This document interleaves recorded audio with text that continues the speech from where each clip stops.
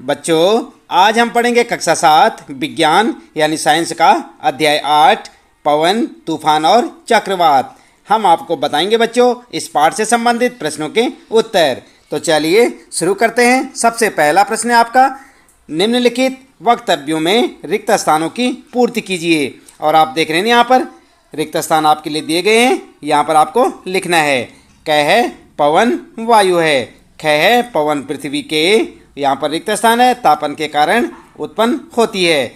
अगला देखते हैं, ग वाला पृथ्वी की सतह के निकट, और यहाँ पर रिक्त स्थान है, वायु ऊपर उड़ती है जबकि वायु नीचे आती है। इसी प्रकार से अगला है बच्चों यहाँ पर घ वाला, वायु दाब के क्षेत्र से, और फिर यहाँ पर भी आपको लिखना है दाब के क्षेत्र की ओर गति करती है।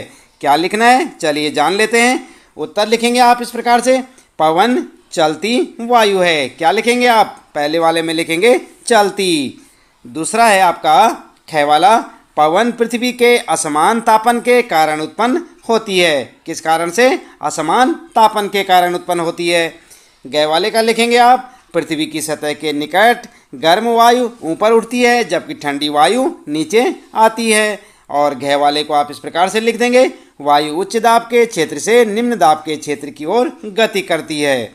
आई बात समझ में? तो इस प्रकार से आप अपने इन वक्तव्यों को पूरा कर सकते हैं। जो पहले प्रश्न में यहाँ पर जो है रिक्त स्थान करके छोड़ रखें, इन वक्तव्यों को आप पूरा करके लिख सकते हैं। अगला है बच्चों दूसरा प्रश्न यहाँ पर आपका, किसी दिए गए स्थान पर पवन की गति की दिशा पता लगाने के लिए दो विधियाँ बताइए।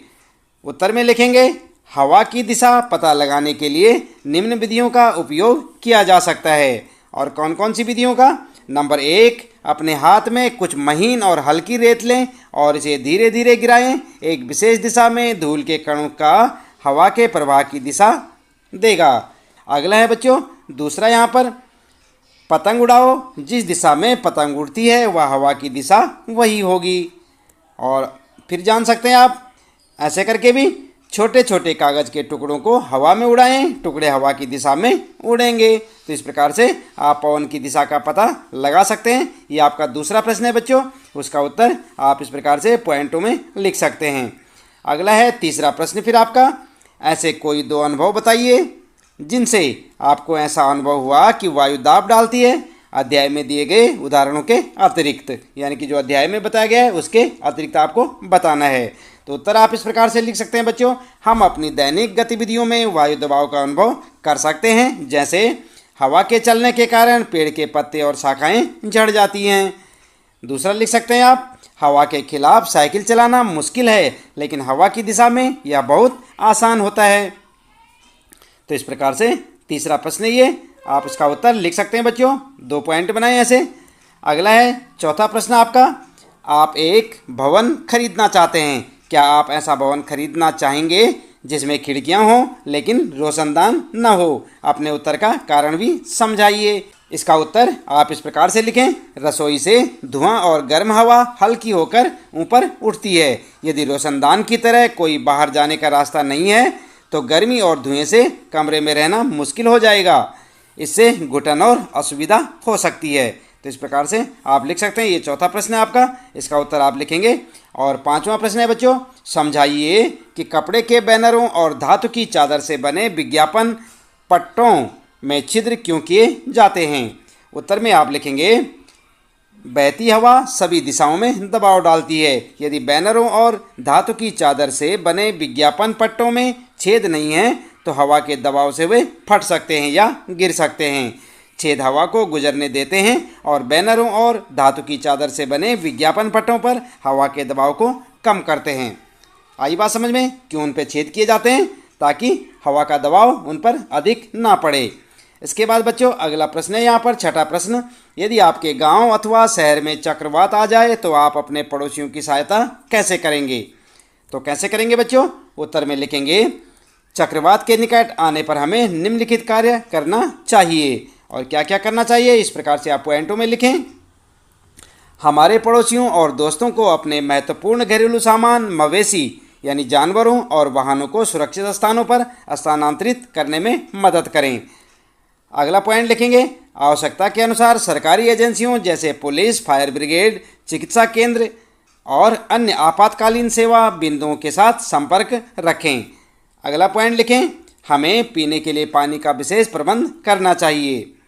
और लिखेंगे, हमें बाढ़ प्रभावित इलाकों के आसपास की सड़कों पर सफ़र करने से बचना चाहिए।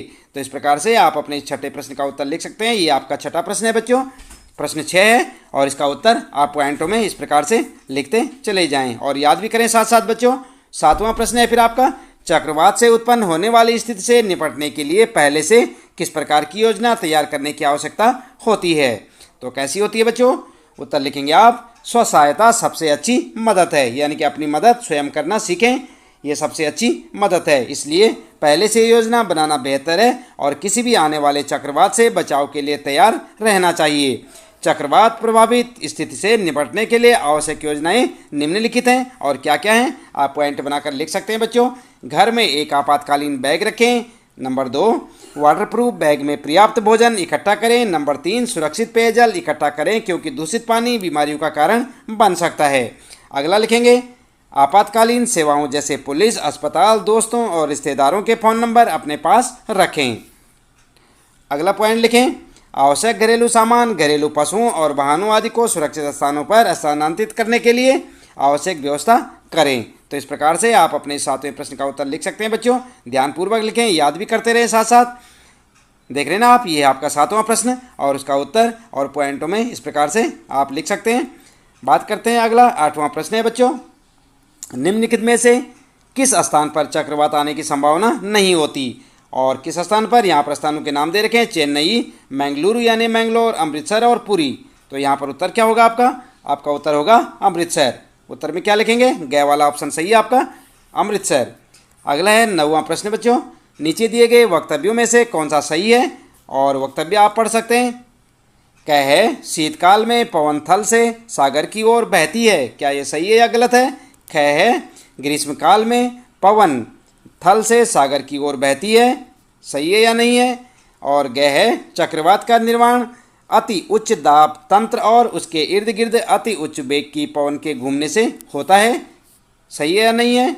और ग है, भारत की तट रेखा पर चक्रवातों के आने की संभावना नहीं है।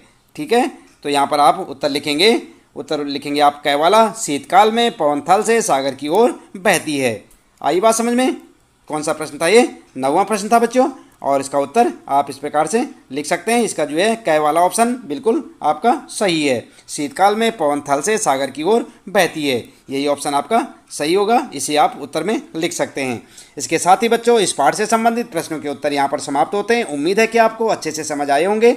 इसी प्रकार लगातार कक्षा 7 विज्ञान के सभी पाठों के प्रश्न उत्तर जानने के लिए आप चैनल को सब्सक्राइब अवश्य कर दें, बेल आइकन भी दबा दें बच्चों, ताकि आपको आने वाली प्रत्येक पाठ की वीडियो की नोटिफिकेशन मिलती रहे और जानते रहे अपने सभी प्रश्नों के उत्तर हमारे साथ।